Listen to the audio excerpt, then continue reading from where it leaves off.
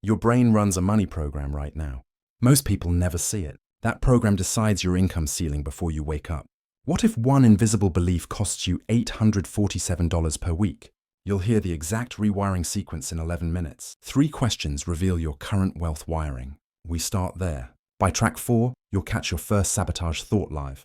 Most financial advice attacks symptoms. We're replacing the operating system. One neural pathway controls 80% of your money decisions. Right now, as you're listening to this, your subconscious mind is processing thousands of data points about money. It's scanning your environment, your recent experiences, your childhood memories, and it's running calculations. Should I spend this? Can I afford that? Am I the kind of person who has wealth? Do I deserve this opportunity? These aren't conscious thoughts. They're automatic programs installed long before you understood what money even was. The truth is, you've been walking around with financial software that was written by someone else. Your parents maybe. A teacher who said something offhand when you were 7. A moment of scarcity you witnessed that burned itself into your neural architecture. That software is still running. It's deciding how much you charge for your services. It's determining whether you negotiate for that raise. It's choosing whether you see opportunities or threats when money shows up in your life. This isn't about positive thinking or vision boards or pretending you're wealthy when you're not. This is about something far more fundamental. Your brain has physical pathways, neural connections that fire in specific patterns when money enters the conversation. Some people's brains light up with excitement and possibility. Others flood with cortisol and fear. Same money, different wiring, completely different results. The gap between where you are financially and where you want to be isn't about strategy. You probably know what to do. Save more, invest wisely, increase your income streams, add value to the marketplace. The information is everywhere. The gap is in the wiring. Your subconscious programming is either amplifying your efforts or sabotaging them. And it's been doing this so quietly, so automatically, that you've mistaken it for reality itself. Here's what we're going to do together. We're not going to add more information to your conscious mind. We're going to access the operating system underneath. We're going to identify the exact programs running your financial life, and then we're going to rewrite them, line by line, thought by thought, pattern by pattern. By the time we're finished, your brain will run prosperity code where scarcity code used to live. The process takes 90 days for full integration, but you'll notice the first shifts within a week. Small things at first. You'll catch yourself about to decline an opportunity, and you'll pause. You'll feel the old familiar tightness in your chest when a bill arrives, and you'll recognize it as an outdated program, not truth. You'll start seeing possibilities where you used to see only limitations. These aren't fantasies. These are your actual neural pathways beginning to reorganize themselves around a new baseline. Before we go any further, I need you to understand something crucial. This work requires your participation. I can give you the tools, the techniques, the exact sequence of steps, but you have to use them. Neural rewiring doesn't happen through passive listening. It happens through active engagement, repetition, and conscious pattern interruption. Think of me as your guide through unfamiliar territory. You're still the one taking the steps. Let's begin with where you are right now. I'm going to ask you 3 questions, and I want you to notice your immediate gut-level response. Don't overthink it. Just notice what arises. First question. When you think about having significant wealth, more money than you currently have, what's the very first feeling that shows up in your body? Not the thought, the feeling. Is it expansion or contraction? Excitement or anxiety? Possibility or danger? Just notice it. Second question. When opportunity knocks, when someone offers you a chance to grow your income or your business or your investments, what's your default response? Do you lean in or pull back? Do you immediately start calculating risks, or do you feel a sense of rightness, like, yes, this is for me? Again, just notice the pattern. Third question. Finish this sentence without thinking about it. People like me and money, what came up? People like me and money, we struggle? We're careful. We don't talk about it. We make it work. We attract it easily. Whatever completed that sentence is one of your core programs running right now. These 3 data points give us a snapshot of your current wealth wiring. If you felt contraction, if you pull back from opportunity, if your sentence completion was anything less than abundant, you're running scarcity programming. That's not a judgment. That's just information. And information is power, because now we know what we're working with. Your brain built these programs for a reason. At some point, usually in childhood, Your nervous system decided that caution around money was safer than confidence. Maybe you watched your parents fight about bills. Maybe you heard that money doesn't grow on trees. Maybe you associated wealth with greed or losing yourself or betraying your values. Your brain took those experiences and built protective patterns around them. The problem is, those patterns are now protecting you from the very thing you want. Think of it like this. Imagine your subconscious mind as a security system for your identity. Its job is to keep you safe, but its definition of safe is whatever's familiar. If you grew up with financial struggle, struggle is familiar. If you grew up hearing that rich people are bad, then becoming rich threatens your identity as a good person. Your security system will literally sabotage your wealth-building efforts to keep you in familiar territory. Not because it hates you, but because it loves you and wants you safe. The breakthrough happens when you realize you can reprogram the security system. You can teach your subconscious that wealth is safe, that prosperity is familiar, that having money doesn't threaten your identity or your values. Once your inner security system recognizes abundance as the new normal, it stops fighting you. In fact, it starts working for you, drawing you toward opportunities, helping you make better decisions, calming your nervous system when big money moves are required. This is the prosperity operating system. It's not a magic trick. It's applied neuroscience. Your brain is neuroplastic, which means it can change. The pathways you've been running for decades can be weakened and replaced with new pathways. The catch is that the old pathways don't disappear immediately. They fade over time as you stop using them and strengthen the new ones. That's why this is a 90-day process. We're not just learning new information. We're literally reshaping your neural architecture. Let me walk you through what happens in a brain that's wired for scarcity versus one that's wired for prosperity. When a scarcity-wired brain encounters a financial decision, a cascade of neural activity begins in the amygdala, your threat detection center. The amygdala flags money as a potential danger. This triggers a stress response. Cortisol floods your system. Your prefrontal cortex, the part of your brain responsible for rational decision-making, goes partially offline. You're now making financial choices from a state of fear and survival instinct.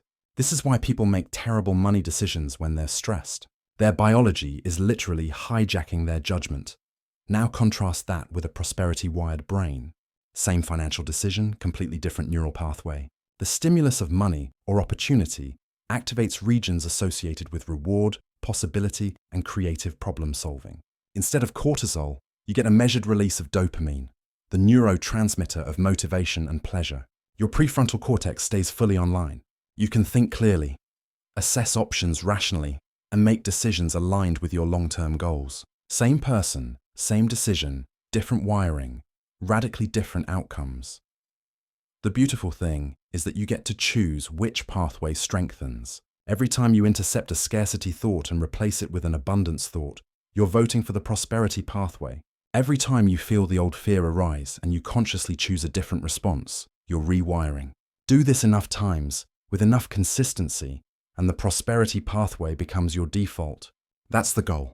We want wealth thinking to be as automatic as breathing.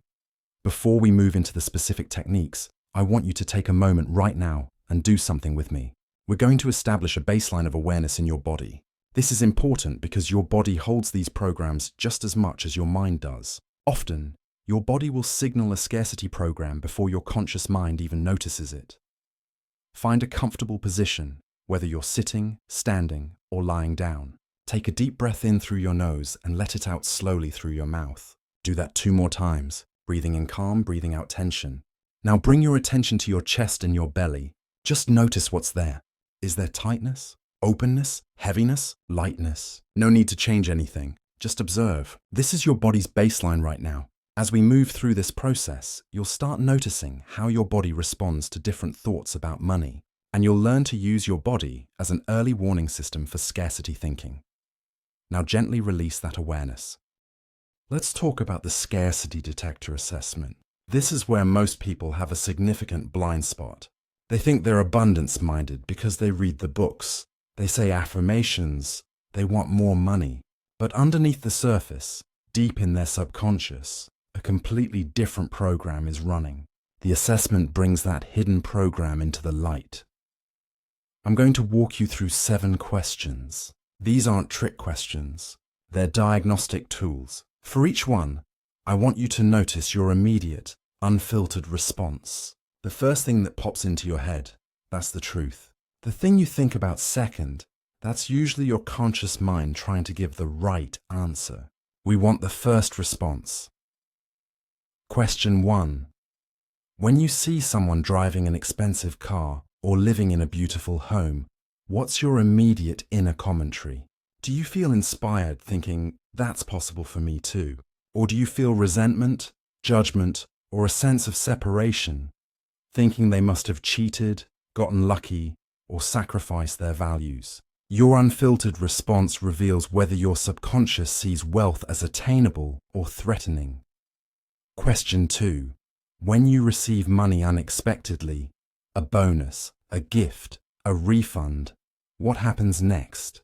Do you immediately think of ways to grow it or enjoy it? Or does your mind jump to all the places that money needs to go, all the ways it's already spent?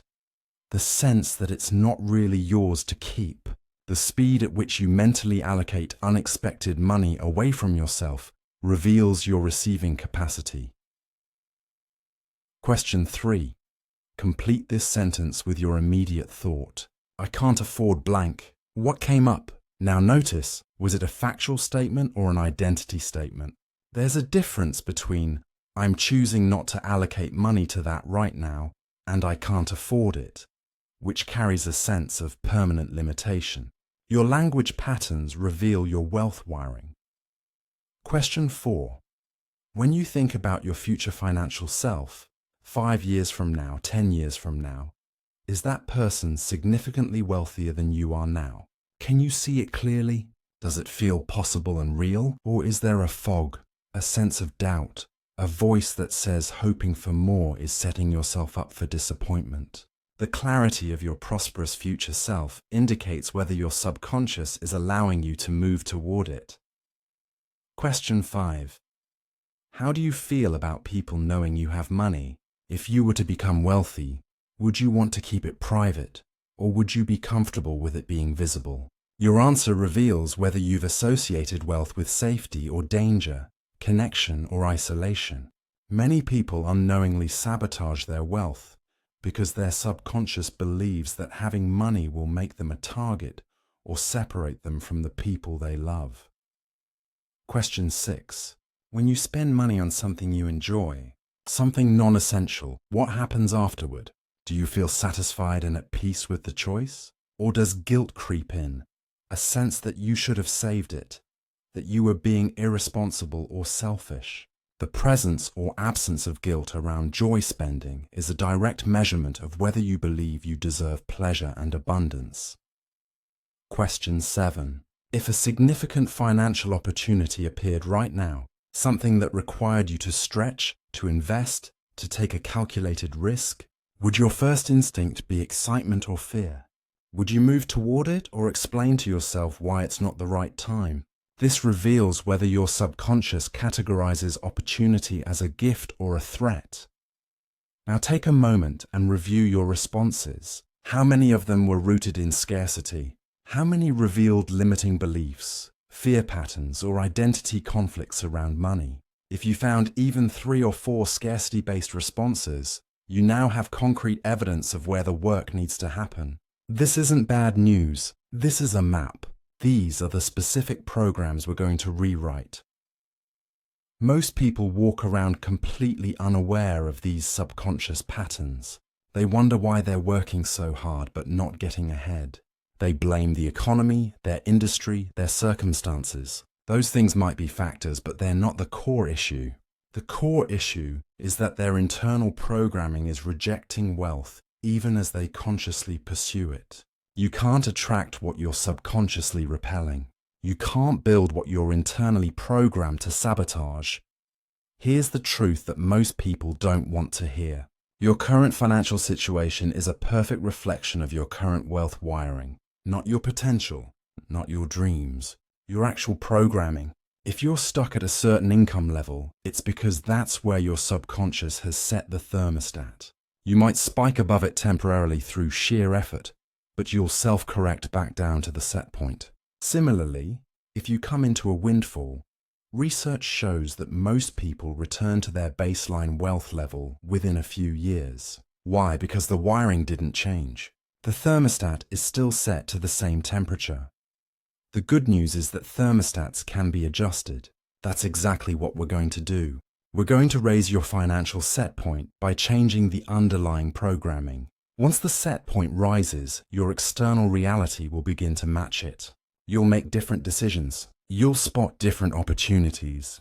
You'll tolerate higher levels of income and wealth without subconsciously sabotaging back down to the old familiar level. Let me show you what this looks like in real life. I want you to imagine a woman named Sarah. She's a freelance graphic designer, talented, hardworking, been in the industry for 8 years. She's been stuck at roughly $60,000 a year for the past 5 years. Some years a little more, some years a little less, but she always hovers around that number. She's tried raising her rates, but she feels uncomfortable quoting higher numbers to clients. She's tried taking on more projects, but she burns out and has to scale back. The problem isn't her skills or her work ethic.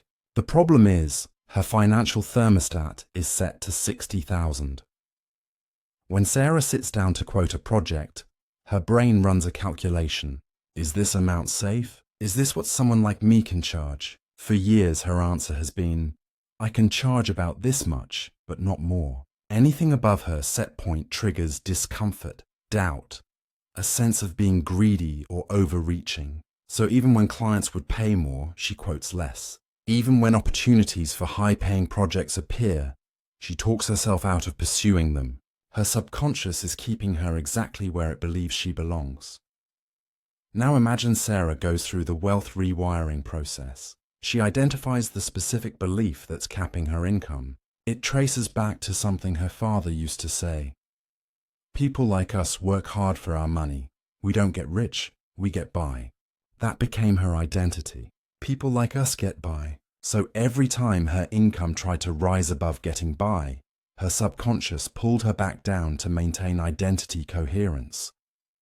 Once Sarah sees this program clearly, she can start to rewrite it. She begins practicing a new belief. People like me create tremendous value and are compensated abundantly for it. She repeats it. She embodies it. She makes decisions from it. At first it feels fake, like she's lying to herself. That's normal. The new pathway is weak, but she keeps going. She quotes a project at double her usual rate, and to her shock, the client accepts without hesitation. Her nervous system goes haywire. This shouldn't be happening. This is outside the set point. But she breathes through it, reminds herself of the new program, and completes the project beautifully. That one experience begins to shift her wiring. Her brain receives evidence that the new belief is safe, even beneficial. The next project, she quotes high again.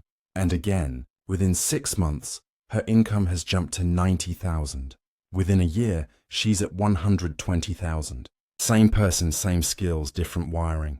The external reality shifted because the internal thermostat was adjusted. This is what's possible for you. Not someday, not when conditions are perfect. Right now, with the wiring you currently have, if you're willing to identify it, challenge it, and replace it systematically.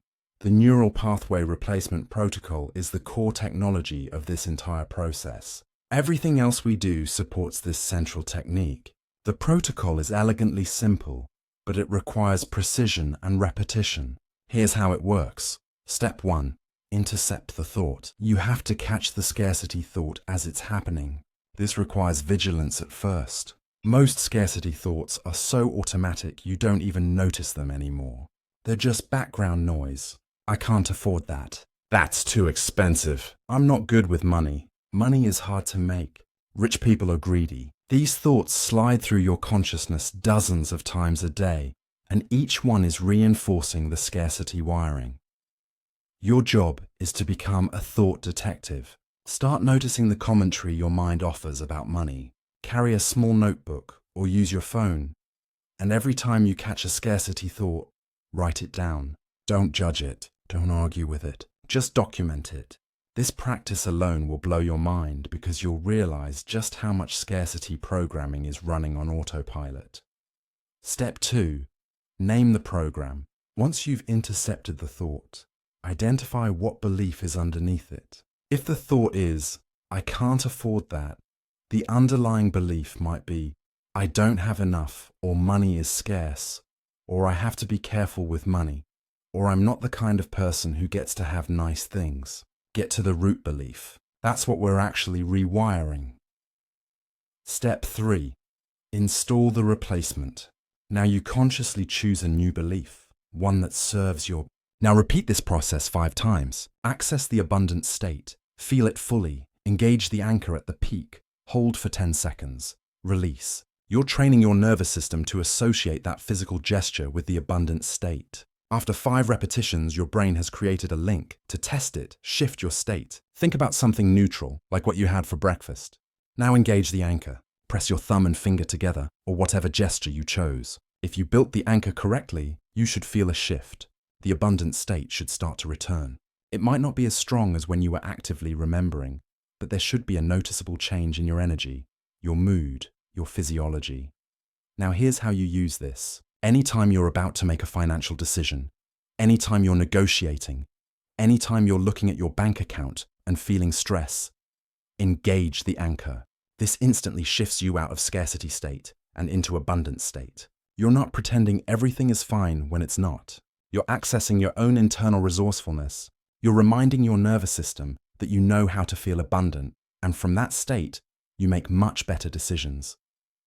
I had a client who used this technique before every sales call. She would sit in her car, engage her abundance anchor for 60 seconds, and then walk into the meeting from that state. Her closing rate went up by 30% in a month. Not because she learned new sales tactics, but because her energy was different. Clients could feel it. She was coming from a place of service and abundance, not desperation and scarcity. That shift in energy changed everything.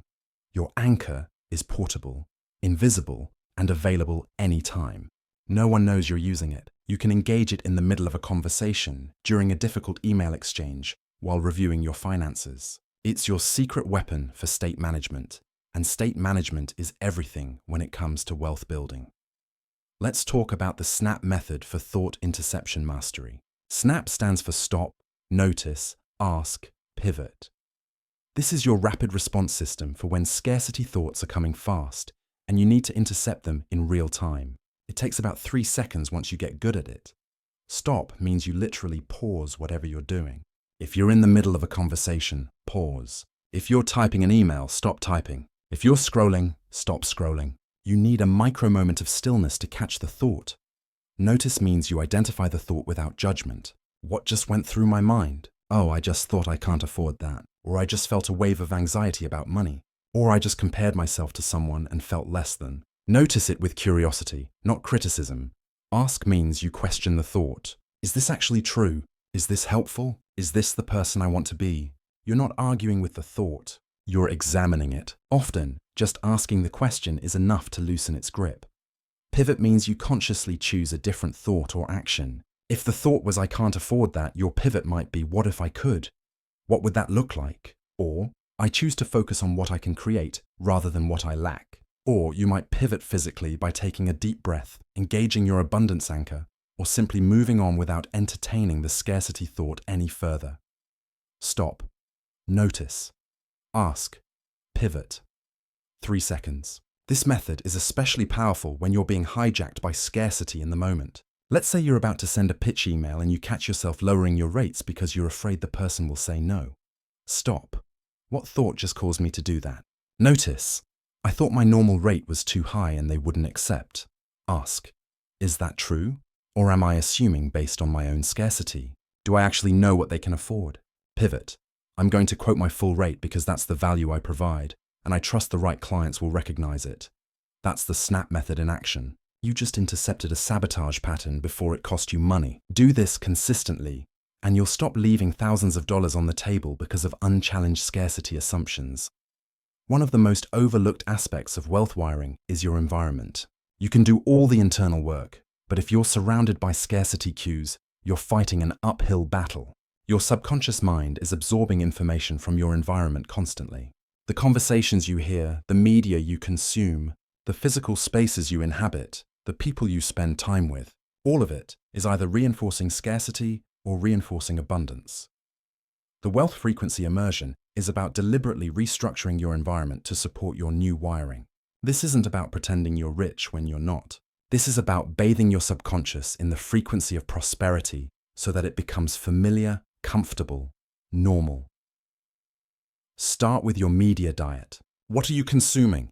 If you're watching news that focuses on economic collapse, financial doom, and scarcity narratives, you're programming yourself for scarcity. If you're scrolling through social media that makes you feel less than, that triggers comparison and envy, you're programming yourself for lack.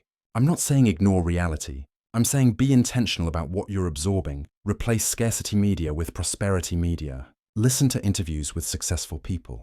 Read books about wealth building. Watch content that inspires possibility and expands your sense of what's achievable. Follow people on social media who are where you want to be and who share generously. Your subconscious doesn't distinguish between first-hand experience and vicarious experience. If you're regularly exposing yourself to people thinking abundantly, your brain will start to adopt those patterns. Next, look at your physical environment. What does it communicate about your relationship with money? Is it cluttered and chaotic, suggesting disorder and lack of control? Is it sparse and depressing, reinforcing a poverty mindset? You don't need to spend money you don't have, but you can organize what you do have. You can create beauty with what's available. You can make your space feel intentional and cared for. Add prosperity cues to your environment. This could be as simple as a vision board, a specific image that represents abundance to you, a plant that's thriving, a book about wealth on your nightstand. These visual cues act as subconscious reminders throughout your day. Every time you see them, your brain gets a microdose of prosperity messaging. Your language is part of your environment too. Start noticing the words you use around money. Replace "I can't afford" with "I'm choosing not to buy that right now." Replace "money is tight" with "I'm managing my resources wisely." Replace "I'm broke" with "I'm building my wealth." These aren't empty affirmations. They're accurate reframes that shift your relationship with your current situation. Pay attention to the conversations you have about money. When friends or family start complaining about how hard everything is, how expensive life is, how impossible it is to get ahead, you have a choice. You can join that conversation and reinforce scarcity, or you can gently redirect. You don't have to be preachy, just offer a different perspective. Yeah, things are expensive, and I'm finding creative ways to build income. Or, it's challenging, and I'm also seeing opportunities I didn't notice before. Your language shapes your reality. Here's a 14-day challenge that will dramatically shift your environmental frequency. For the next 2 weeks, commit to encountering at least 7 prosperity cues every day. That could be reading 1 chapter of a wealth-building book, listening to a podcast interview with someone successful, watching a video about financial strategy, having a conversation with someone who's where you want to be, writing down 3 things you're grateful for, engaging your abundance anchor, practicing the neural replacement protocol, or simply pausing to notice where abundance already exists in your life. 7. Prosperity cues. 14 days. By the end, your subconscious will have been exposed to nearly 100 abundance inputs. That's 100 moments where you chose to focus on possibility instead of limitation. That's 100 data points telling your brain that prosperity is normal, accessible, and worth focusing on. The compounding effect of this environmental immersion is profound. You'll start to notice that scarcity thoughts arise less frequently. When they do arise, they'll feel foreign, like an old voice from the past, rather than your current truth. You'll find yourself naturally gravitating toward prosperity conversations, abundance-minded people, and opportunities that align with your new wiring. Let's go deeper into identity-level money beliefs. This is where the most stubborn blocks live. You can change your thoughts, but if you don't change your identity, the thoughts will eventually revert. Your identity is the story you tell yourself about who you are. I am someone who struggles with money. I am not a numbers person. I am generous to a fault. I am bad at saving. These identity statements are the bedrock of your wealth wiring. They're often invisible, running so deep that you don't even recognize them as beliefs. You think they're just facts about who you are. The truth is, your identity is constructed. It's a story you've been telling yourself for so long that it feels like truth. But it's not truth. It's an interpretation, and interpretations can be revised. The most powerful rewiring work happens when you identify your current money identity and consciously choose a new one. Here's how to do this. Finish these sentences without thinking too hard. I am the kind of person who, when it comes to money, I am someone who always... But here's the key. You can't just recite words. You have to feel them. When you say I am someone who creates wealth, you need to drop into your body and let that statement land. What would it feel like if this were true? How would you stand? How would you breathe? Access that state as you speak the words. That's what locks the new identity into place. Over time, this new identity becomes your default. Decisions that used to feel impossible start to feel natural because they align with who you are now. You don't have to force yourself to save money or invest or charge what you're worth. You just do it because that's what someone with your identity does. I want you to pause right here and try something with me. We're going to do a short visualization that's going to give you a visceral experience of your new wealth identity. Get comfortable. Close your eyes if you're in a safe place to do so. If not, just soften your gaze. Take a deep breath in and let it out slowly. Again, in through your nose, out through your mouth. One more time. Good. Now I want you to imagine yourself 5 years from now. You've been practicing wealth wiring consistently. The new neural pathways are strong. Prosperity thinking is your default. See yourself in a space that represents abundance to you. Maybe it's a beautiful home. Maybe it's an office. Maybe it's traveling to a place you've always wanted to go. Whatever abundance looks like for you, see it. Now notice how you carry yourself. Your posture, your energy. There's a calm confidence in your body. You're not anxious about money. You're not hustling from a place of lack. You're simply moving through life with a quiet knowing that you're taken care of, that you can create what you need, that opportunities come to you because you're aligned with prosperity. Feel that in your body right now. Let your shoulders relax. Lift your chest slightly. Breathe a little deeper. This is what wealth wiring feels like. It's not frantic. It's not desperate. It's grounded and open and calm. Stay with this feeling for a moment. Let it become familiar. This is your future self. And this version of you is available right now when you choose these thoughts, these beliefs, this identity. When you're ready, take one more deep breath and open your eyes. That feeling you just accessed, that's the target state. That's what we're installing as your new normal. Now let's address the receiving circuitry. This is one of the most important and most ignored aspects of wealth building.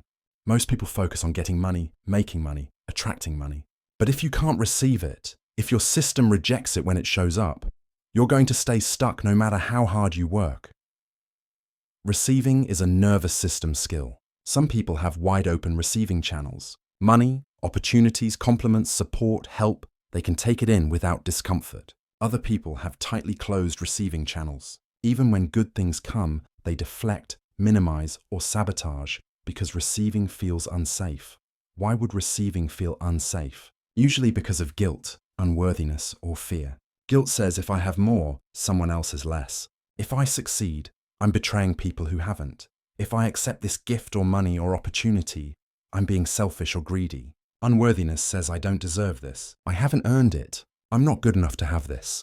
If I receive it, I'll be exposed as a fraud. Fear says if I have this, I'll lose it. If people know I have it, they'll take it. If I get comfortable, something bad will happen. These are the 3 locks on the receiving door. Your job is to identify which lock is active for you and dissolve it. Let's start with guilt. If you feel guilty receiving money or success, there's usually a belief underneath that resources are finite. If you take more, there's less for others. But that's not how wealth works. Wealth is creative. When you thrive, you create value, jobs, opportunities, generosity. You're not taking from a fixed pie. You're baking a bigger pie. Try this reframe. My prosperity allows me to be more generous and helpful to others. When I'm financially secure, I can give more, help more, create more. Me struggling doesn't help anyone. Me thriving helps everyone. Say that a few times and notice how your body responds. If the guilt loosens even slightly, you're on the right track. Now unworthiness. This one is deep because it's tied to your fundamental sense of self. If you believe you're not worthy of wealth, it's usually because somewhere along the line, you internalize the message that you're not enough. Not smart enough, not talented enough, not special enough. Here's the truth. Worthiness is not earned. You're worthy because you exist. You're worthy because you're a human being with inherent value. Wealth is not a reward for being good enough. It's a result of value creation, strategy, and wiring. You don't have to prove you deserve it. You just have to allow it. Try this. I am worthy of abundance simply because I am. I don't have to earn my worth. It's already here. Say it. Feel it. Let it challenge the old belief that you have to prove yourself before you can receive. Fear is the trickiest because it masquerades as protection. Your brain says if you don't receive this, you can't lose it. If you don't get attached, you won't be hurt. But that logic keeps you small and struggling. Yes, if you receive, you might lose it later. That's part of life. But if you never receive, you definitely don't have it. You're choosing guaranteed lack to avoid possible loss. That's not wisdom. That's fear running the show. Try this. I trust myself to handle whatever comes. I can receive abundance and navigate challenges. I am capable and resourceful. Let your nervous system hear that you can be trusted with wealth. You're not going to fall apart if something goes wrong. You'll figure it out. That trust is what opens the receiving channel. Here's a practice to expand your receiving capacity. For the next week, practice receiving in small ways. When someone compliments you, don't deflect. Don't say, "Oh, this old thing," or "It was nothing." Just say thank you. Receive the compliment. Let it land. When someone offers to help you, don't refuse out of pride or independence. Say yes, receive the help. When you find money, even a penny on the street, pick it up and say thank you, more please. You're training your nervous system that receiving is safe and good. This might feel awkward at first. That's normal. Your old wiring is resisting. But every time you practice receiving, you're opening the channel a little wider. Over time, you'll notice that larger things start flowing to you because your system is no longer blocking them. Let me tell you about a man named James. James was brilliant, hard-working, ran a successful consulting business, but every time his income would spike, something would happen. A major expense would pop up. A client would delay payment. He'd make a bad investment. It was like clockwork. He'd hit a new income level, and within weeks, it would drop back down. When we dug into it, we found a massive receiving block rooted in fear. James grew up watching his parents lose everything in a business failure. He internalized the belief that having money was dangerous. If you have it, you'll lose it, and the loss will destroy you. So his subconscious kept him at a medium level, enough to survive, not enough to trigger the fear of loss. Once James identified this pattern, he started doing the receiving work. He practiced receiving compliments, receiving help, receiving small amounts of money with gratitude. He worked with the fear directly, reminding his nervous system that he was not his parents. This was not their situation, and he was capable of handling wealth without being destroyed by potential loss. It took about 4 months, but the pattern shifted. His income stabilized at a higher level. When expenses came up, they didn't wipe him out because he'd also built reserves. His receiving channel had opened, and his wealth wiring had adjusted to accommodate a higher set point. Same person, same business, different wiring, different results. What's your receiving block? Take a moment and feel into it. Is it guilt, unworthiness, fear, or maybe something else entirely? Whatever it is, name it, acknowledge it. Thank it for trying to protect you, and then consciously choose to dissolve it. You're safe to receive. You're worthy of abundance. You can handle what comes. Daily wiring rituals are non-negotiable. You cannot rewire your brain through occasional effort. It requires consistent, repetitive practice. Think of it like going to the gym. You don't work out once and expect permanent muscles. You go regularly, and over time your body changes. Same principle here. I'm going to give you 3 5-minute practices that will compound your wealth mindset by 1% every 24 hours. 1% doesn't sound like much, but compounded daily over 90 days, it's transformational. These practices are designed to be simple enough that you'll actually do them, but powerful enough that they create real change. Morning ritual, wealth wiring activation. As soon as you wake up, before you check your phone, before you do anything else, you're going to spend 5 minutes setting your wealth frequency for the day. Sit up in bed or move to a chair. Take 3 deep breaths, then say your new identity statements out loud. I am someone who creates wealth. I am capable and resourceful with money. Abundance flows to me easily.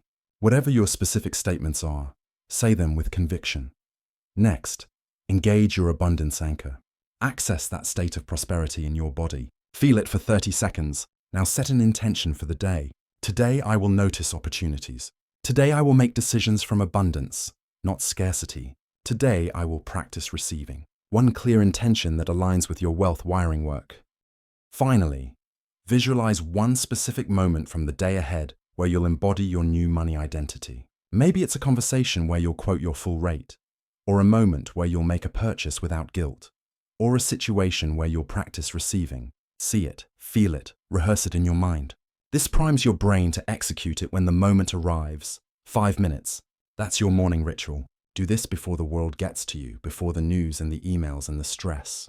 Set your wealth frequency first thing, and you'll carry it through the day. Midday ritual. Thought interception check-in. At some point in the middle of your day, ideally around lunch or early afternoon, pause for 5 minutes. This is your circuit breaker. You're going to interrupt the momentum of the day and reset your wealth wiring. Start by pulling out your phone or a notebook and writing down any scarcity thoughts you've caught since the morning. Don't worry if you didn't catch many. Just write down what you noticed. Then for each one, apply the SNAP method. What was the thought? What belief was underneath it? What would I rather believe? Take one scarcity thought and fully process it through the 4-step replacement protocol. Intercept, name, replace, embody. If you didn't catch any scarcity thoughts, use this time to reinforce your abundance wiring. Read a page from a wealth-building book. Listen to 5 minutes of an inspiring podcast. Review your financial goals and remind yourself why you're doing this work. The point is to inject prosperity thinking into the middle of your day when you're most likely to be stressed and reactive. Evening ritual. Gratitude and integration. Before bed, spend 5 minutes integrating the day's experiences. This is where you consolidate your new wiring. Start with gratitude. Write down or mentally note 3 financial wins from the day. They don't have to be big. Maybe you caught a scarcity thought and replaced it. Maybe you received a compliment graciously. Maybe you made a purchase without guilt. Maybe you noticed an opportunity you would have missed before. 3 wins, no matter how small. Then review your intention from the morning. Did you follow through? If yes, celebrate it. If no, don't beat yourself up. Just acknowledge it and set the intention again for tomorrow. Consistency matters more than perfection. Finally, do a body scan. Lie down, close your eyes, and scan through your body from head to toe. Notice where you're holding tension. Breathe into those areas and let them soften. As you relax, mentally rehearse one prosperity thought. As I sleep, my subconscious mind integrates my new wealth wiring. I wake up more aligned with abundance. Let that be the last thought before you drift off. 5 minutes in the morning, 5 at midday, 5 in the evening. 15 minutes total. Less time than you spend scrolling social media, but these 15 minutes, done consistently for 90 days, will completely rewire your relationship with money. The key is consistency.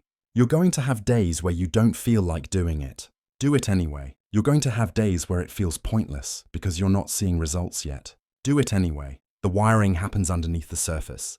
You're building neural pathways that will serve you for the rest of your life. Trust the process.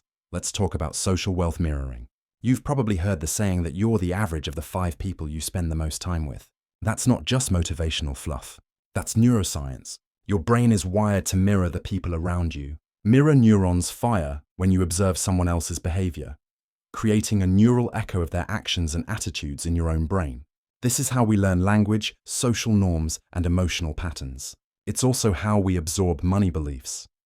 If you spend most of your time with people who complain about money, who believe wealth is out of reach, who shame others for succeeding, your mirror neurons are going to fire those patterns into your own brain.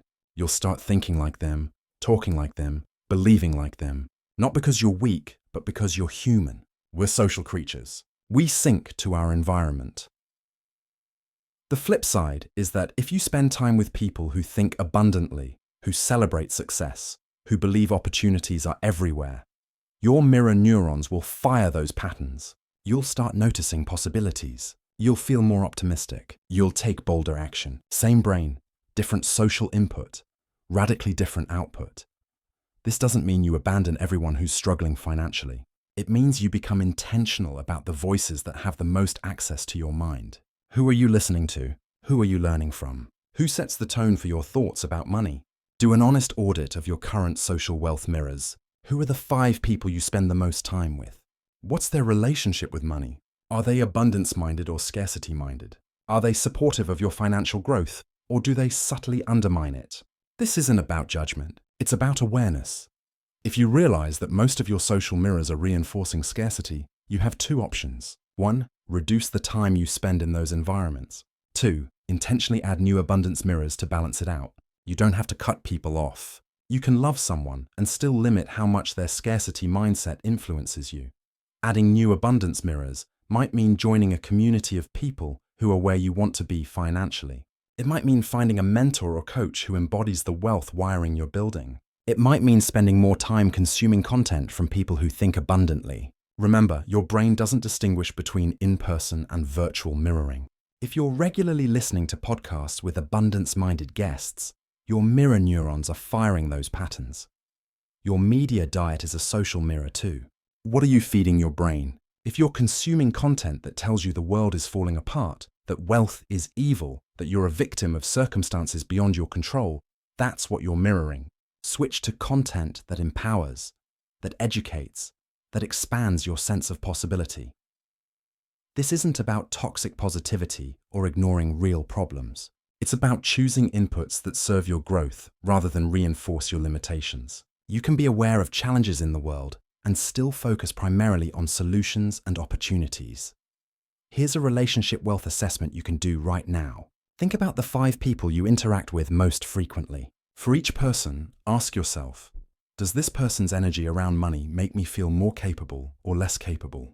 More hopeful or more resigned? More inspired or more stuck? The answer tells you whether they're supporting your new wiring or eroding it. If you identify relationships that are consistently pulling you back into scarcity thinking, you need to create boundaries. That might sound harsh, but your wealth wiring is at stake. You can still care about these people. You can still be there for them. But you might need to limit conversations about money, or gently redirect when they go negative, or simply spend less time in that environment. At the same time, actively seek out abundance mirrors. Find at least one person who is further along the wealth journey than you are, and who is willing to share their experience. This could be a formal mentor, a colleague, a friend, or even someone you follow online who offers genuine value. Let their mindset, their language, their decisions become a model for your mirror neurons. One of my clients did this beautifully. She realized that most of her friends were broke and bitter about it. Every conversation turned into complaining about rent, jobs, the economy, rich people. She loved her friends, but she could feel their scarcity dragging her down. So she joined a local business networking group. She started attending events with entrepreneurs. She found a mentor through a professional association. She didn't abandon her old friends, but she added new voices to her life. Within 6 months, her entire outlook had shifted. She was thinking bigger, acting bolder, and her income reflected it. You become who you surround yourself with. Surround yourself with scarcity, you'll embody scarcity. Surround yourself with abundance, you'll embody abundance. It's that simple and that powerful. Financial decision rewiring is where everything you've learned gets applied to real-world choices. This is the ultimate test. Can you make decisions about money from your new wiring? Or do you revert to the old patterns when stakes are high? Most people make financial decisions from one of 2 states, impulse or fear. Impulse is, I want it, I'm buying it, I'll figure it out later. Fear is, I can't afford to make a mistake. I need to be absolutely certain. I'll just avoid the decision altogether. Neither of these states produces good outcomes. Impulse leads to regret. Fear leads to stagnation. The abundant decision-making framework operates from a 3rd state, calm clarity. You're not reactive. You're not paralyzed. You're grounded in your values, aware of your goals, and trusting your capacity to handle the outcome. This is what wealth-wired brains do naturally. They make decisions from a place of resourcefulness, not desperation. Here's the framework. When you're facing a financial decision, whether it's a purchase, an investment, a business choice, or a negotiation, run through these 5 questions. 1. Does this align with my values and goals? 2. Am I making this decision from abundance or scarcity? 3. What's the worst case scenario and can I handle it? 4. What's the best case scenario and is it worth the risk? 5. What would my future self, the one who's fully wealth-wired, choose here? Let's walk through. Let me share another real scenario that shows how profound this shift can be. Picture a man named Marcus. He's a software developer, 34 years old, makes around $85,000 a year working for a tech company. Good salary, stable, job, but he's been thinking about starting his own consulting practice for years. Every time he gets close to making the leap, fear takes over. What if I fail? What if I can't find clients? What if I lose my house? The questions spiral, and he stays put. Marcus's scarcity wiring tells him that security means a steady paycheck. Risk equals danger. The known, even if unsatisfying, is safer than the unknown. So he stays in a job that bores him, watching his dreams of independence fade year after year. Then Marcus begins the wealth rewiring process. He identifies his core, fear. Financial instability will destroy me, just like it did my grandfather during the recession. That's the program. His grandfather's trauma became his own limiting belief, installed before he was even conscious of it. Marcus starts replacing that program. Financial challenges are temporary. I am resourceful and capable. I can build something valuable and sustain myself. He repeats these beliefs daily. He embodies them. He engages his abundance anchor before client meetings he schedules on the side. Slowly, his nervous system begins to trust that he can handle uncertainty. 6 months into the rewiring work, an opportunity appears. A former colleague reaches out. They're starting a company and need someone with Marcus's skills. They want to bring him on as a technical co-founder.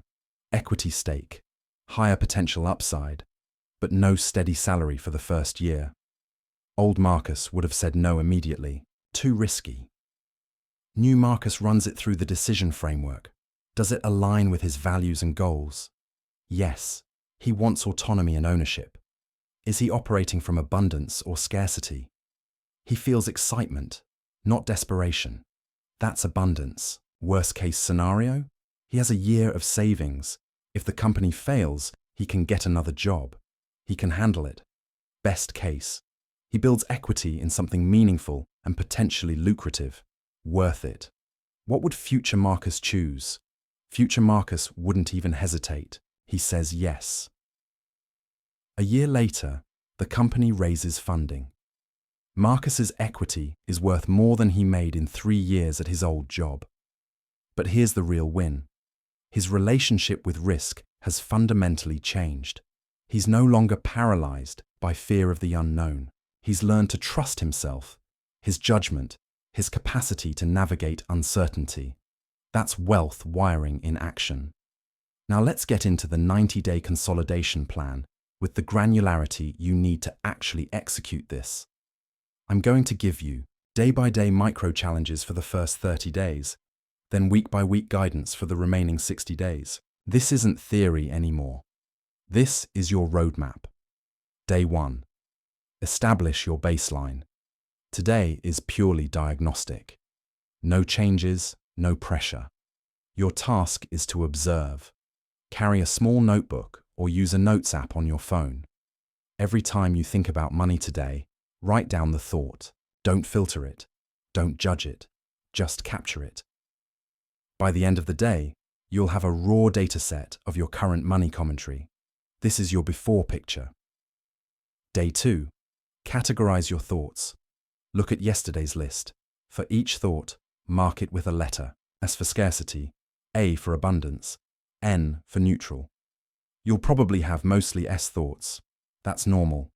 That's why you're here. The ratio of S to A thoughts is your current wiring.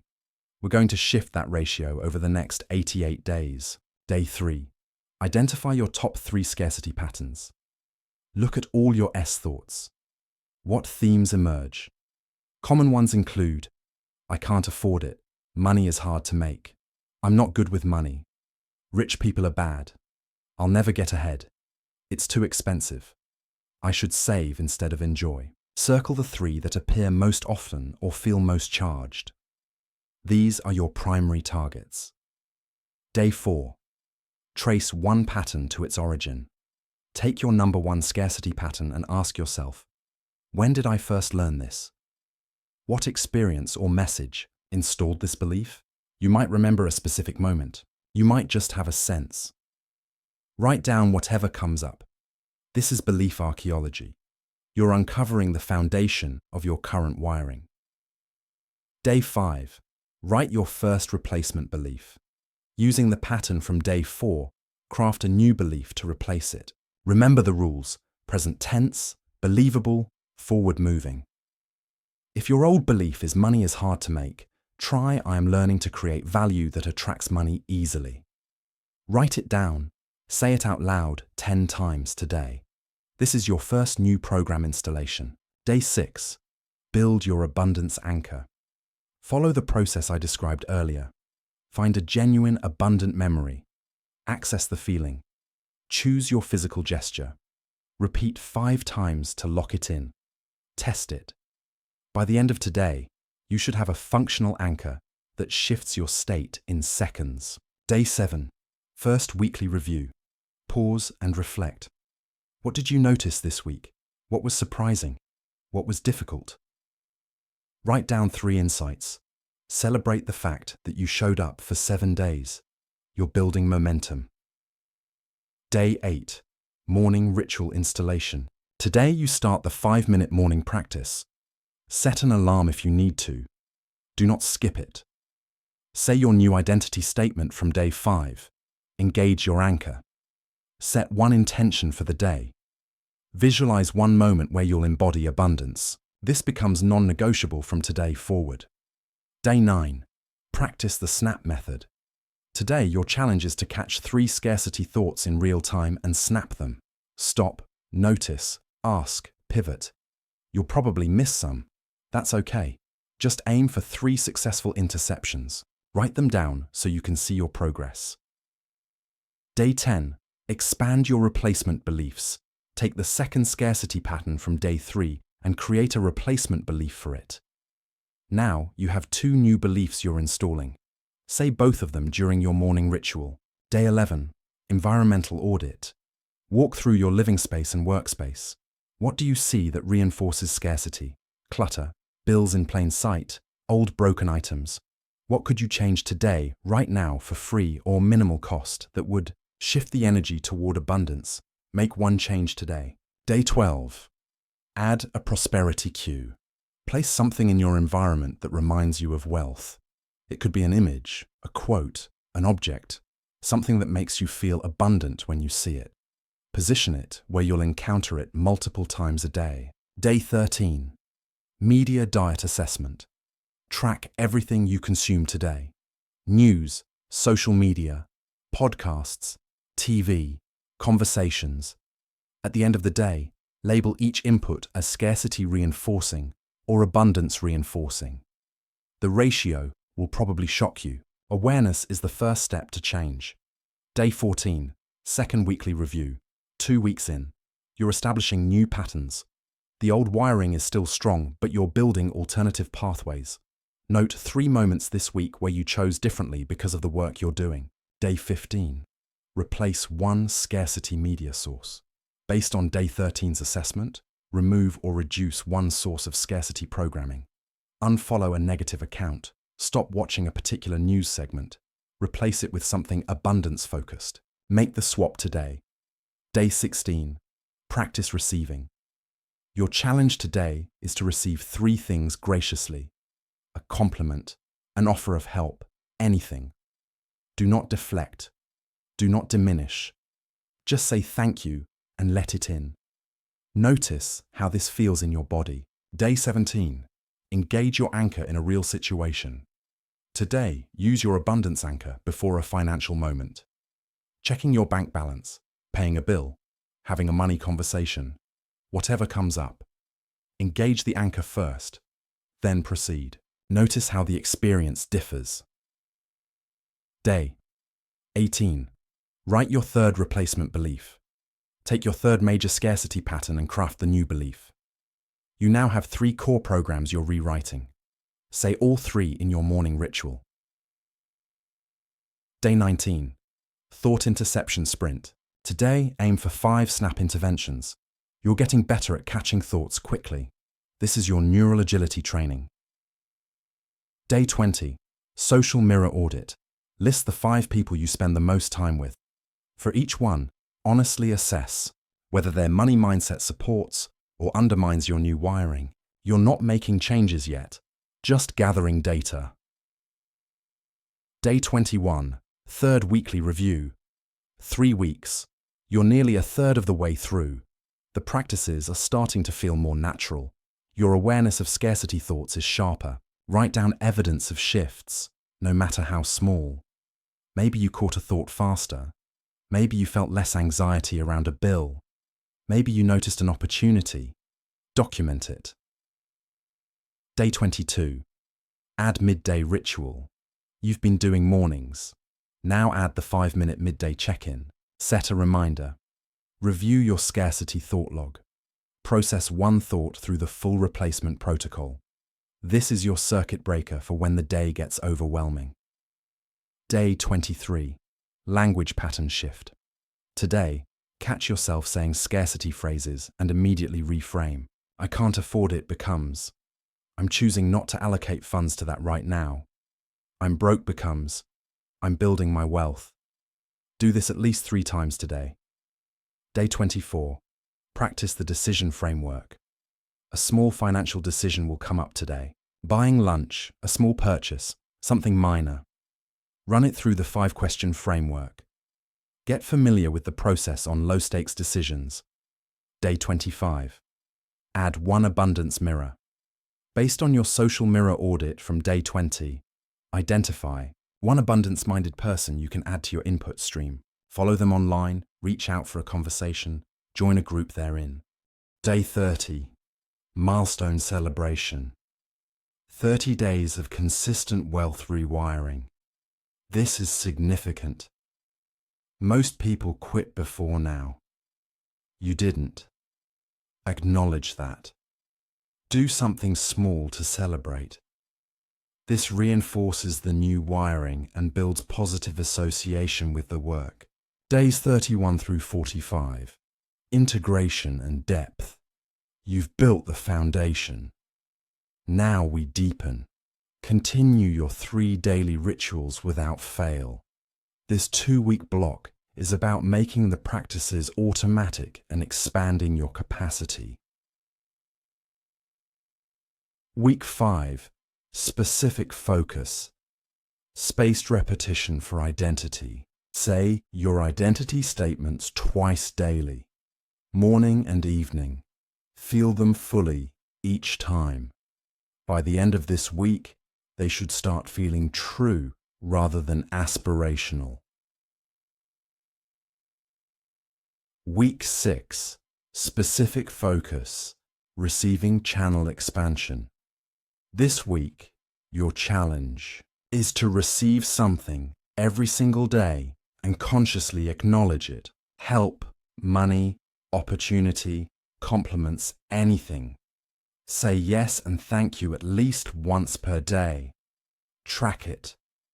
Days 46 through 60. Stability and evidence. Your new wiring is solidifying. You'll start seeing external evidence that the internal work is translating to real-world changes. Week 7. Specific focus. Decision-making from abundance. Make every financial decision this week, no matter how small, using the 5-question framework. You're installing the decision pathway so deeply that it becomes unconscious competence. Week 8. Specific focus. Social environment shift. This week, actively reduce time with scarcity-minded influences and increase time with abundance-minded ones. Have 1 conversation with an abundance mirror. Decline or redirect 1 scarcity conversation. Your social environment is rewiring your brain constantly. Take control of it. Days 61 through 75. Consolidation and refinement. The wiring is strong now. You're catching scarcity thoughts within seconds. Your anchor works reliably. Your rituals are automatic.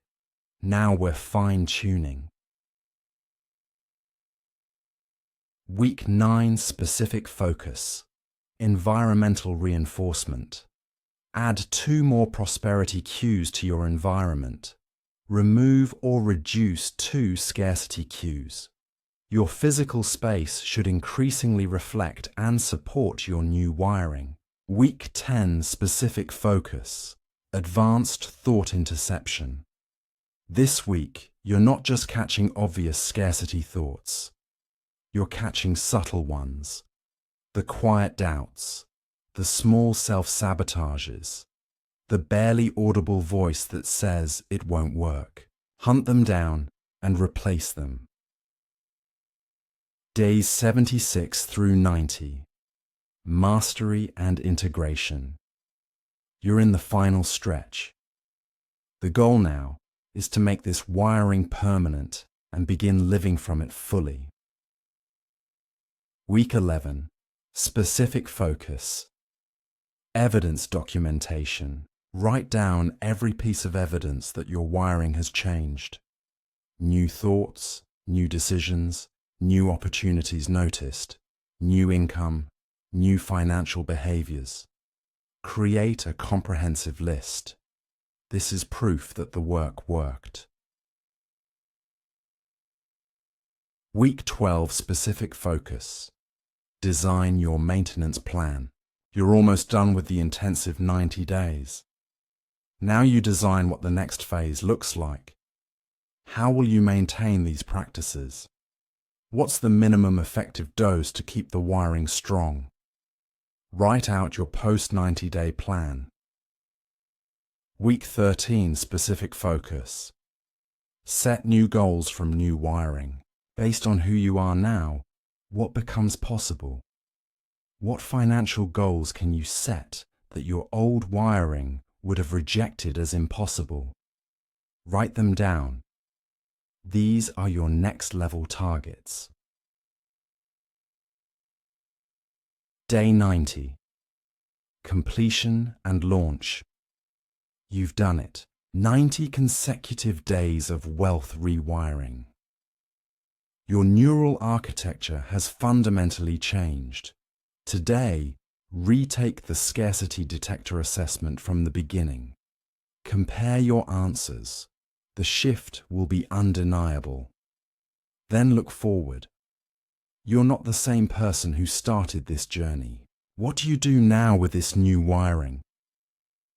Now let's talk about relapse proofing, because here's the truth. The old pathways never fully disappear. They weaken, they fade into the background, but they're still there. Under extreme stress, during major life changes, in moments of vulnerability, the old wiring can try to reactivate. Your job is to catch it early and shut it down before it gains momentum. Relapse warning signs to watch for. You stop doing your daily rituals, even just one. You start justifying why you don't have time. This is the first red flag. The rituals are your maintenance system. Skipping them is like stopping workouts and expecting your fitness to remain. It won't. Second warning sign. Scarcity thoughts are lasting longer before you catch them. In the beginning, you might not notice them at all. After 90 days, you catch them in seconds. If you suddenly realize you've been running a scarcity loop for an hour or a day without noticing, that's a sign the old wiring is trying to reclaim territory. Third warning sign. You make a financial decision from fear and rationalize it afterward.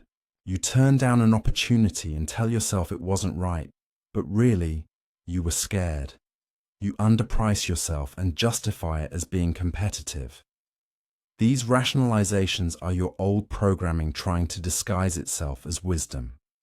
Fourth, warning sign. Your receiving channel starts to close again. Someone offers you something, and your first instinct is to decline or deflect. You get money and immediately allocate it all away without pausing to receive it. Fifth warning sign.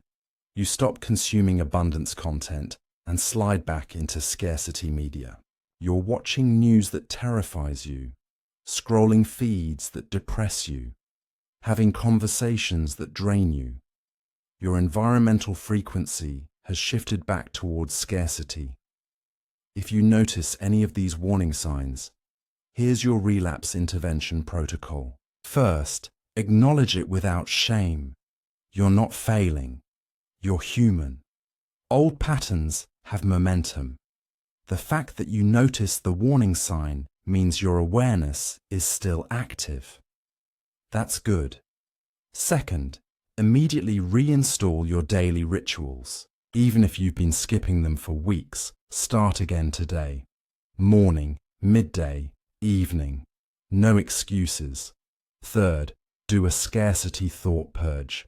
Sit down with your notebook and spend 20 minutes writing out every scarcity thought that's been running. Get them out of your head and onto paper. Then go through each one and apply the replacement protocol. Fourth, engage your abundance anchor 10 times throughout the day. Flood your nervous system with prosperity signals. Remind your body what abundance feels like. Fifth, reach out to an abundance mirror. Have a conversation with someone who thinks prosperously. Let their energy recalibrate yours. Sixth, remove one scarcity input immediately.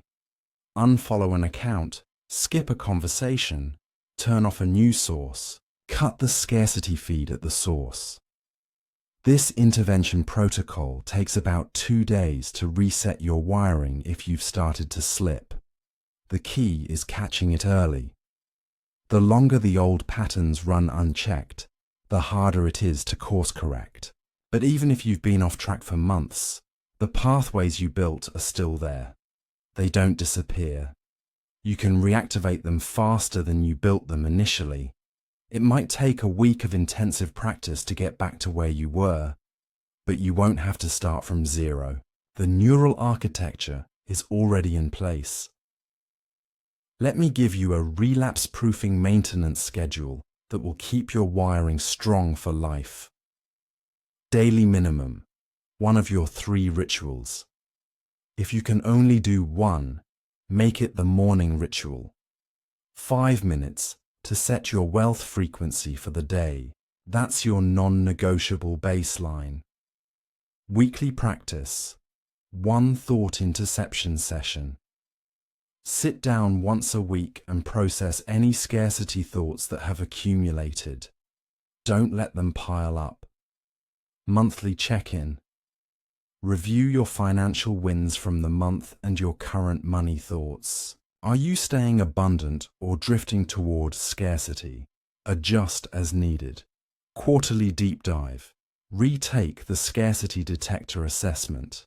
Compare it to your last results. If you're slipping, intensify your practices for 2 weeks. Annual reset. Do a full 7-day intensive. All 3 rituals, deep identity work, environmental overhaul, social audit. Think of it as your yearly wealth wiring tune-up. Follow this maintenance schedule and your prosperity wiring will not only stay intact, it will continue to deepen. Year 2, you'll be operating from abundance in ways you can't even imagine right now. Year 5, wealth thinking will be so automatic you'll barely remember what scarcity thinking felt like. Year 10, you'll be teaching others how to rewire their relationship with money because it will be second nature to you. Now let's address some specific challenging scenarios where your wealth wiring will be tested and how to navigate them without relapsing. Scenario 1.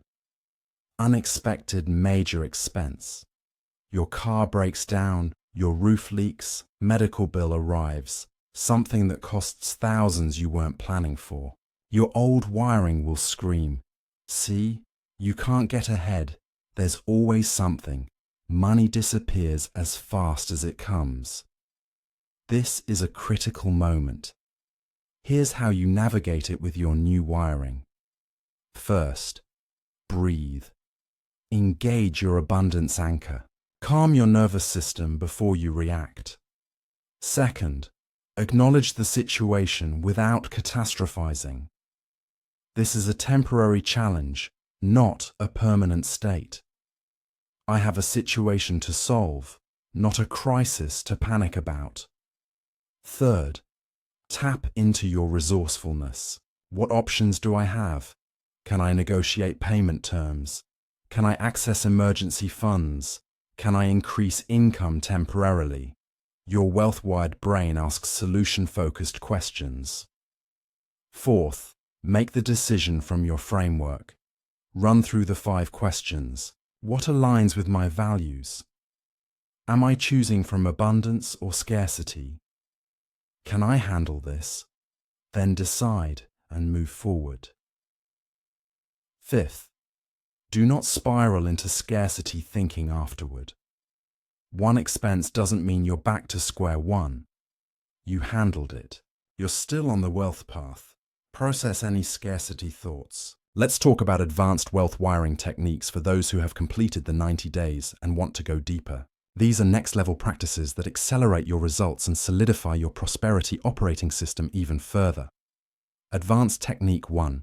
Future Self Dialogues. Once a week, have a conversation with your future self, the version of you 5 years from now who is fully wealth-wired and financially successful.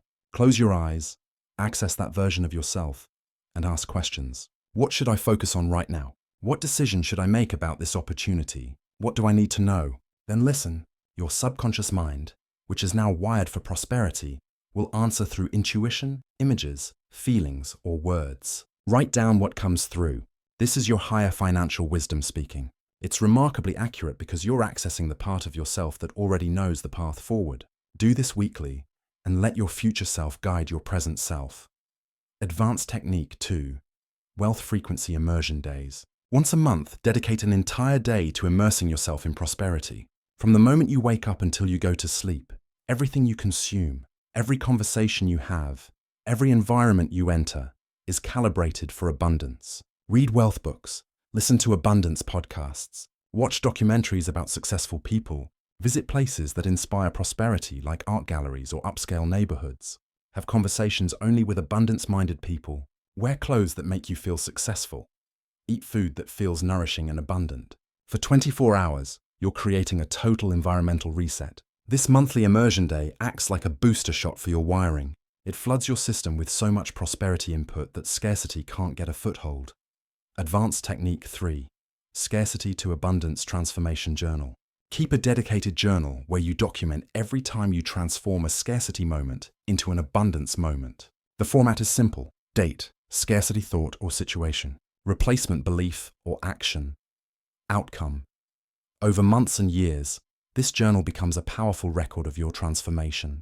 When you doubt whether the work is making a difference, you can flip through and see hundreds of examples of moments where you chose differently and what happened as a result. This journal is also incredibly motivating because you'll start to see patterns of how specific abundance choices led to specific positive outcomes. It creates a feedback loop that reinforces your new wiring.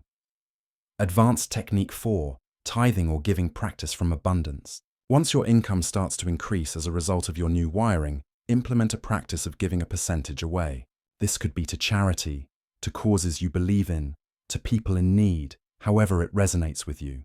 The amount doesn't matter. It could be 1%, 5%, 10%.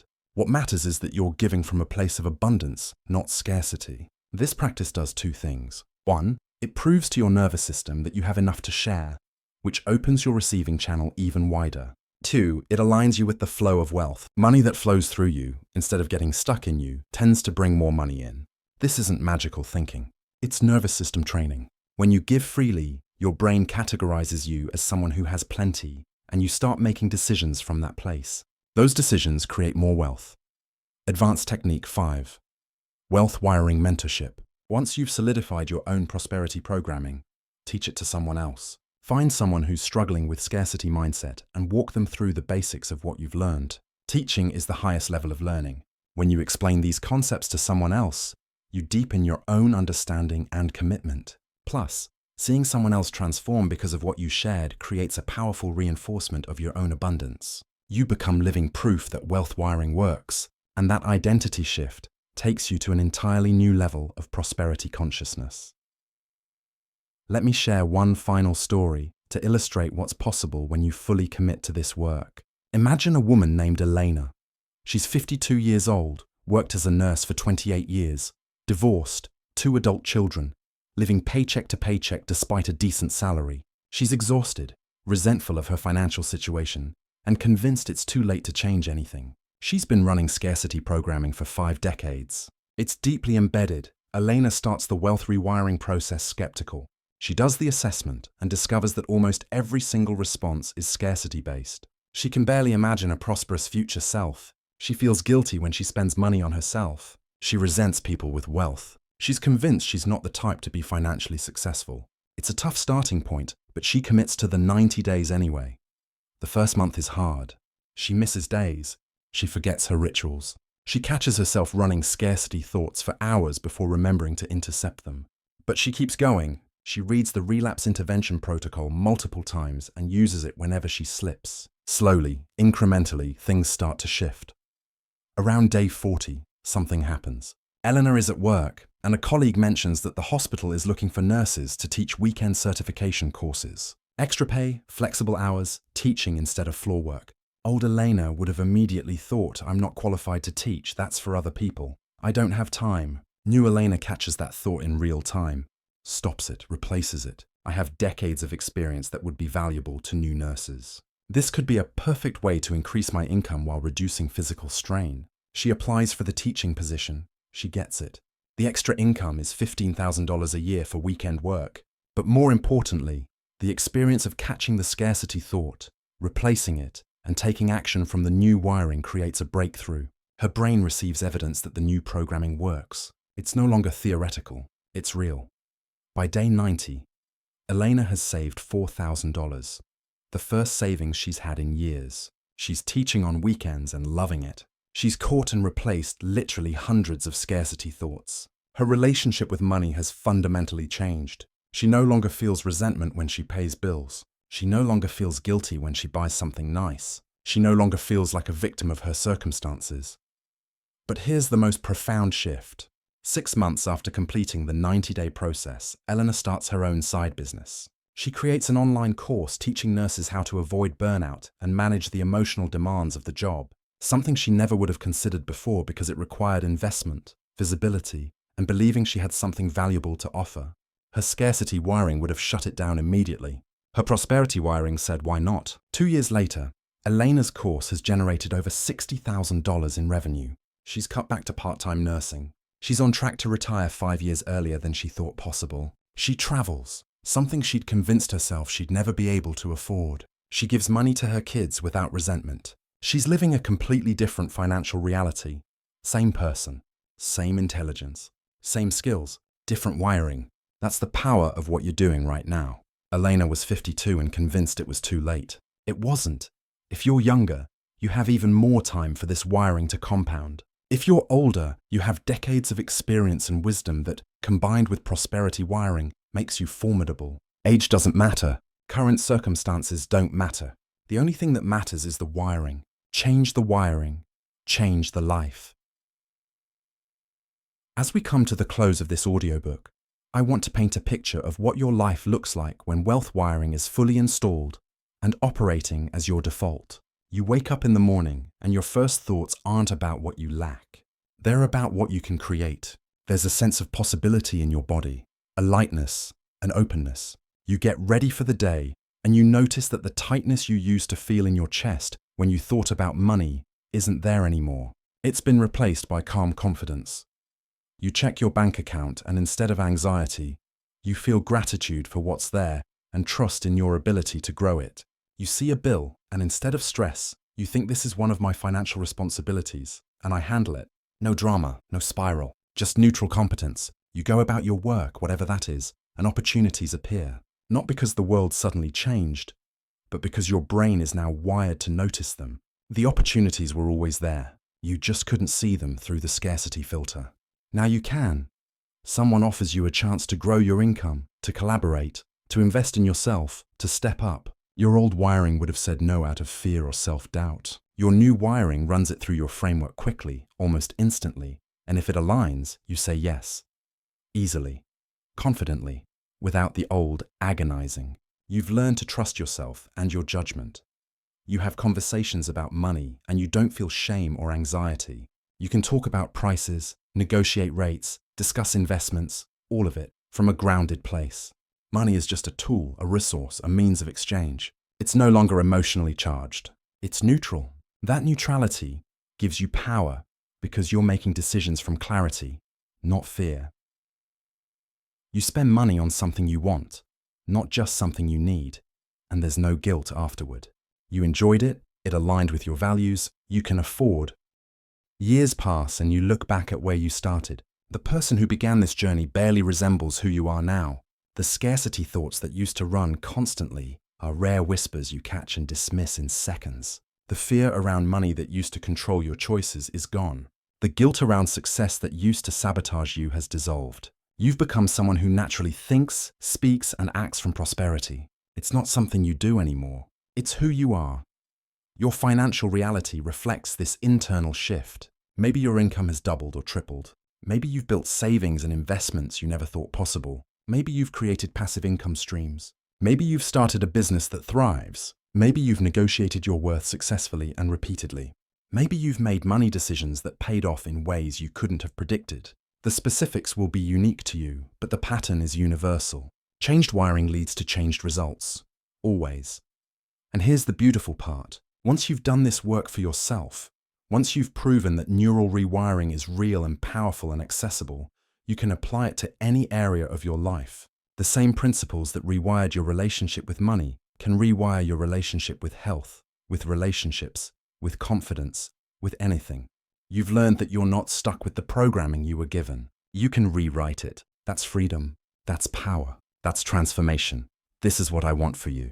Not just more money, though, that will come. I want you to experience the profound shift of realizing you're not at the mercy of your conditioning. You can change your brain. You can install new programming. You can become the person who naturally creates, attracts, and receives wealth. That person is available to you right now. Not in the future. Not when conditions are perfect. Right now, the neural pathways are waiting to be built. The prosperity operating system is ready to be installed. The wealth wiring blueprint is in your hands. All that's left is for you to use it. 90 days of consistent practice, 15 minutes a day. That's the investment required. The return on that investment is a completely transformed relationship with money that serves you for the rest of your life. You've listened to this entire audiobook. You've absorbed the concepts. You understand the science. You have the tools. The question now is simple. Will you do the work? Will you show up for 90 days? Will you intercept the scarcity thoughts and replace them? Will you embody the new beliefs? Will you engage your anchor? Will you protect your environment? Will you commit to your rituals? Will you trust the process even when results lag? If the answer is yes, everything changes. Your brain will rewire. Your nervous system will recalibrate. Your decisions will shift. Your results will follow. You'll become living proof that wealth wiring works. You'll be the person who looks back a year from now and can barely recognize the scarcity-driven version of yourself that started this journey. If the answer is no, if you close this audiobook and go back to old patterns, nothing changes.